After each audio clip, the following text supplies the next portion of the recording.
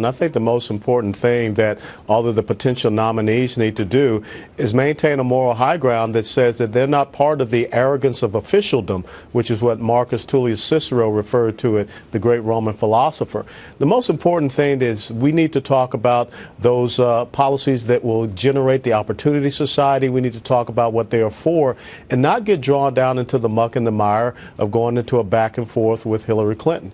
I think the most important thing is to get out there and understand that the American people are suffering. Start talking about foreign policy and national security solutions. Start talking about the means by which we can get small business entrepreneurship and ownership to grow, and how we can get the trillions of dollars of capital to come back here to the United States of America to spur on economic growth. And as I said, another thing that we need to talk about is the key to a great opportunity is a good and quality education. So we don't need to get into the, I guess, the tabloid politics that we see happening right now. We need to have our nominees being focused on how do we make America great again.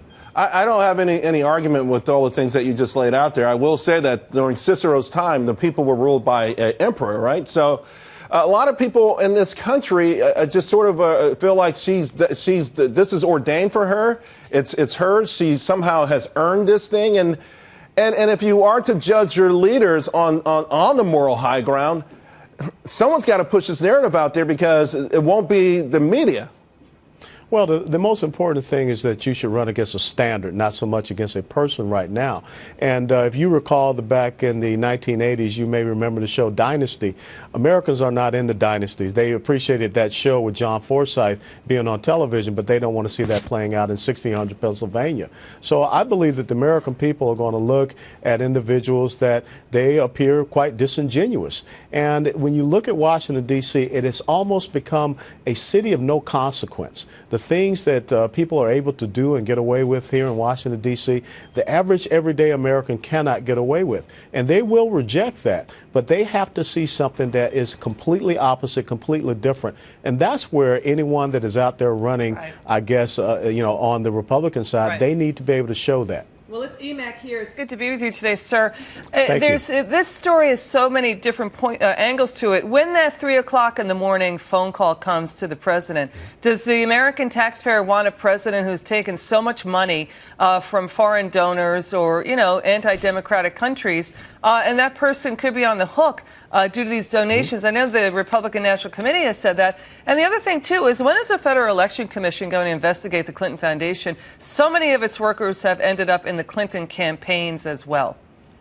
Well, one of the things you look at the Clinton Global Initiative and Hillary Clinton herself, she's starting to look like a NASCAR race driver when you have all of those patches all over you. And those patches are, different countries. And that's not the person that you want answering that phone call. You want someone that is going to be focused on the American interests, not their own self-interest, and definitely not special interests, and special interests being foreign interests. So I think that's an important aspect of this that we have to look at. Colonel West, we've got less than a minute. I want to ask you about the crowd is getting crowded on the GOP side, and at some point it can include a lot of people, perhaps even yourself.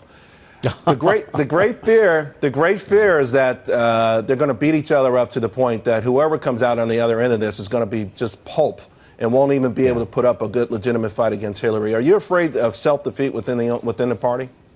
Well, I'm always, in the military, we call that the circular firing squad, and no one wins in that endeavor. So the most important thing, again, I will go back to say, run against a standard. Show that you have a vision for America, and it's not about, tearing down another person. Look, when we get to 2017, the most important title for the President of the United States of America is Commander-in-Chief, and that's the position that we're going to be in when you look at the failure of the global security situation right now. We have a president that has sent 9 surface warships, an aircraft carrier battle group, and also submarines, and we don't know what their mission and intent is. And we don't need to have another embarrassing red line moment. Col Allen West, thank you very much. I gave you that little window to say something to the public. You can hold on to it later on for a better venue. We'll talk to you again. Thanks a lot. Thank you, Charles. All right.